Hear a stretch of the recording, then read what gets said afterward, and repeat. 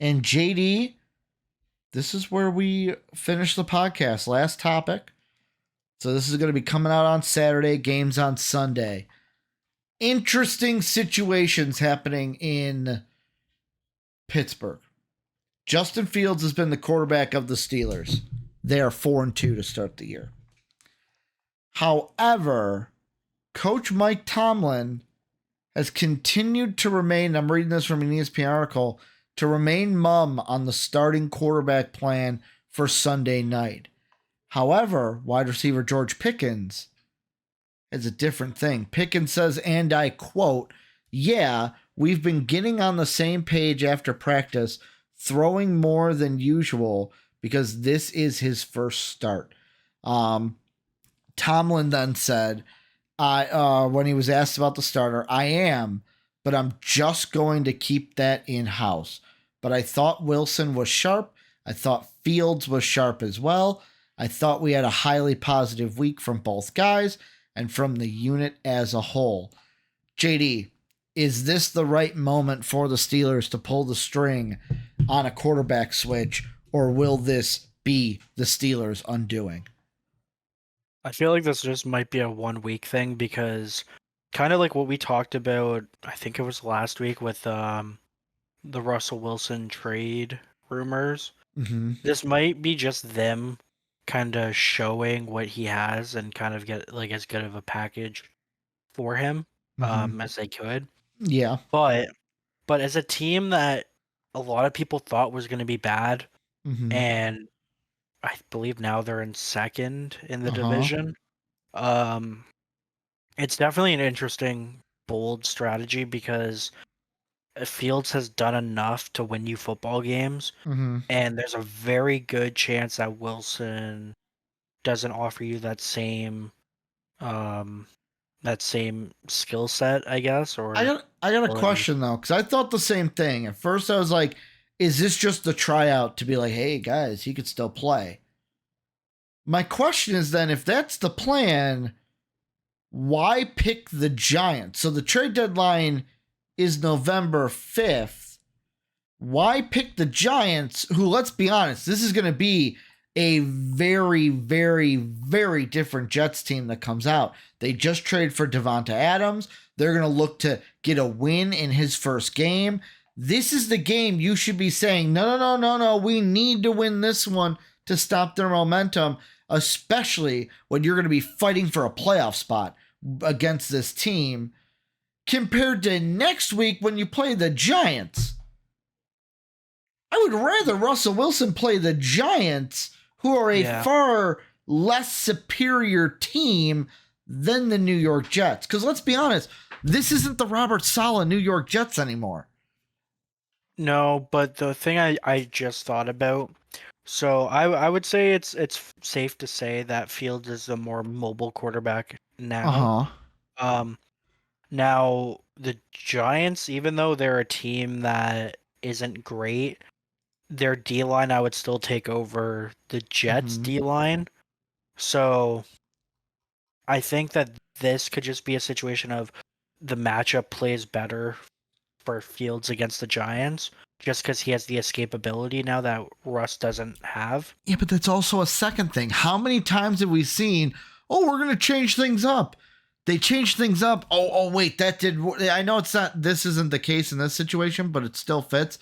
Oh, wait, that didn't work. Let's go back to the other guy. And then the other guy either doesn't have the confidence anymore. Yeah. Or because he had a week off, his groove is off to where it's like, why are we changing things? Like, I'm not a Steeler fan, so whatever. Do whatever the hell you want. But why are we changing things? The point is to win games. Justin Fields has won you 4 games. You are 4-2 with Justin Fields. Don't change anything if it isn't broken. I don't care if it's because, we want him to look better. Russell, you could also say it's dumb on the other side, JD, because what if Russ gets injured this weekend? Then you can't trade him at all. Well, that's the thing. I'm on that side. I don't think that this is the smart thing to do. That's why I always thought it was interesting that they brought in both quarterbacks in the offseason, because one of them was just going to go to waste, right? And again, I still think Wilson is washed. So it is what it is. But yeah, I don't know. Again, I don't like Mike Tomlin as a coach. I mean, credit to him for having a winning record And since whatever it was. But I think the times have passed him. Like he still gets the most out of his team, but when it comes to like I guess situations like this doesn't make any sense. And so okay, sure, they win the game, great. He doesn't look as dumb, but like what is the purpose of this? my question to you, is there anything Russell Wilson can do in this game that makes a team like the Dolphins? Because let's be honest, the Dolphins are the team that direly needs a quarterback right now to save their season. Yeah. Does Russ do anything in this game, or what could he do in this game to make the Dolphins, who already don't want him, because if they wanted him, they'd have him because they wouldn't want to waste games without him. What could he do in this game to make the Dolphins go, yeah, you're right, we do need him? Nothing. I mean, if he throws for like 250 yards and like 2 touchdowns and doesn't have any turnovers, I mean, again, assuming it doesn't cost a lot, the Steelers aren't asking for a team to sell their mortgage for him, then I could see them being like, okay, yeah, like 6th-round pick, here you go, or whatever, like a 7th-round pick. And you know my hit, like, for those of you who watched the onside kick now, you watched it when it was Mark and I back in the day, pre-COVID, you know I'm not a Mike Tomlin fan. I think Mike Tomlin, the person I would compare him to is, remember Kevin Sumlin at Texas A&M? The coach of Texas A&M that was just like, oh, I'm good enough. I'm good enough to make a bowl game, but not anything better. And then eventually it was like, hey, we got to get rid of him because he's just mediocre. Mike Tomlin is the guy of, hey, remember that Super Bowl I won when Ricky was a senior in high school? That was good, right? Right? That Super Bowl I won? Totally a good Super Bowl to win, man. That was a great Super Bowl.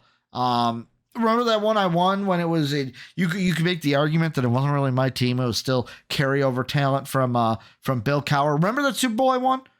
Nearly 2 decades ago almost. We're like 4 years away from it being 2 decades. But don't worry. I mean, I've been to so many playoffs. Yeah, but what have you done in those playoffs? We're not going to look at that. I've made the playoffs. That's all you need to do. That's all you need to do is make the playoffs. You don't need to go to the Super Bowl. Dude, after you win a Super Bowl, it's so overrated, man. Like, you already won it. It's so passe at that point. Like, that is Mike Tomlin. He does enough for you to be like, yeah, he's okay. How many Super Bowls has he won? Yep. Yeah, like that's what I'm saying, right? Like, again, I do think he's still an all right coach. And again, can't take away the getting his guys to play for him. And that Super Bowl, JD, they shouldn't have even won that Super Bowl. Yeah, they played the Cardinals. Yeah, you want to know why they shouldn't have won that Super Bowl? Why? Because on the interception return before the half, there was an illegal block in the back. Should have been called back. Should have never been a touchdown. Would have never given them the momentum going into the second half. They should have lost that Super Bowl 23-20. Yeah, well, that's not surprising. The NFL gifts the Steelers wins, so. But I remember watching that with Dave, furious. Yeah, well, but again, like I was saying, credit to Tomlin for getting his guys to play. But like, again, situations come with the Steelers, and it really just there's things that are like, hey, dude, what is this guy doing? Does this guy even have control over the locker room? And yeah, well, like remember the whole how many times thing? How many times in his career he goes, hey, don't say anything to the media, and now George Pickens. Oh yeah, by the way, Russ is gonna start. Exactly. Like it's just like the players run the locker room. And again, I know Steeler fans are gonna, they'll defend that guy until they're in their grave. I expect them to. It's their head coach. I mean, you can be realistic, man. JD's like, I am not defending Zach Attack. I am not defending Zach Taylor. But again, it's just like, dude, like just a quick little thing. Like Steeler fans, I like credit to them. They're the most loyal fans because these Oh, I almost just swore. These people, like, Oh. oh, Justin Fields, he could be a Pro Bowler this year. Oh, George Pickens, best wide receiver in the league. Oh, we're the best team ever. And it's like, brother, just be realistic. Come on. Mhm. I don't know, but good job, guys. At least you can be happy. So you think this is a 1 week spot start for Russ Wilson? Yeah, I mean, because I don't think they'll win. Mm-hmm. And yeah, then they'll go back to Fields and see if he still has confidence, and for them, hopefully he does and can continue winning for them. Yeah, I'm on the side of I think this will be the downfall of the Steelers this year. Even if they start Fields next week, it's going to be like, hey, he's out of groove. And we're going to look back and say, man, remember when they started Russ? They shouldn't have started Russ. Like, that's what's basically going to be like, remember that game against the Jets? Because what's probably going to happen, JD, is it's going to come down to the line, and it's going to be them and the Jets. And it's going to come down to that game that the Jets beat them of why they didn't make the playoffs. And that's what it's going to be. Aaron Rodgers is going to be, he and Devonta Adams are going to be prepared to make a statement. They want to come out on fire in this game. They want to say, hey, you guys are going to clown on this. You guys clowned on it before. We're going to show you why you should fear us now. And they're going to go to try to make a statement against the Steelers. And the Steelers are going to pussyfoot around and potentially lose the game. Yeah, I think it'll be a good game though. You think so? Yeah, I mean, I still don't know really. Even with Devontae Adams, I still don't know what to make of the Jets. Mm-hmm. So I think that I don't know. I think there'll be some feeling out, and I mean the Steelers have a really good defense, obviously. Mm-hmm. But yeah, I don't think it'll be a blowout. I got a question for you. Yeah. The term I just used, I'm not going to use it again just in case I have to bleep it. Now, the word itself, bleepable, but when you put foot behind it, is it a bad term anymore? I never heard of the term, so... You've never heard of the term? No. Am I going crazy? Did I just like make something up that isn't even... Probably not, brother. It's probably like probably... Yeah, no. It acted a cautious or non-committal way. Move stealthy. I realized I could no longer pussyfoot around. Yeah, that's not a bad word. I'm not even bleeping it. No, I mean, yeah, I never heard of it. Yeah, pussyfoot means like, I think it comes from like cats. Probably, yeah.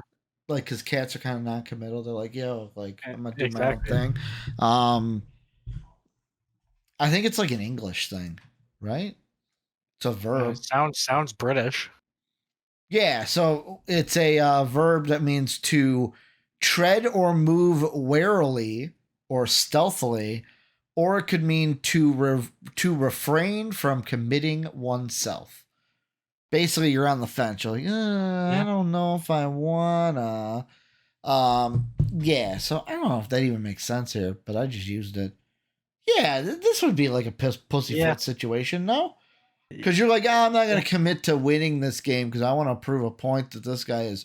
And then if you lose the game, like I just thought about this, you lose the game, that doesn't make Russ look good. Exactly. Oh, how stupid are the Steelers? Steeler fans, let us know what you guys think down below about this team, about this decision. I just can't, like, I didn't know I was going to get this heated about the Pittsburgh Steelers coming into today. But that's going to do it for the onside kick this week. Let us know, obviously, what you guys think about anything we talked about today. JD, any final words for the great viewers and listeners out there? Hey, the Steelers are a team who makes. He's got both hands. Yeah. Let me. JD's got the look on his face. Podcast's over. Job well done. Yeah. Nah, but Steelers, Steeler fans, again, feel free to give me crap I know you will. So I mean, they're just gonna say, "What does he know? He's a Bengal fan." yeah, exactly. Hey, I can't hear you from the bottom of the division. Yeah, exactly. I mean, Those lines. But Discord down below, greatest community in the universe. Go ahead and join that if you want to support us. Patreon.com is also in the description. Go ahead, follow us on all our social medias. Hit that like button, that sub button. JD and I will be back on Monday for the draft room, where we're going to be recording on Monday. It will be our big board 1.0. Should have been 2.0 by this point, but you know what? It's going to be 1.0. Should be 2.0, but it's 1.0. Whatever, we move. We're still doing 4. I just rearranged the schedule. But let us know what you guys think down below in that comment section. JD and I will be back next week for the onside kick. And as always, have a good day, everybody. see ya. As always, we'd like to thank the people that make these videos possible, our patrons whose names are displayed on the screen now.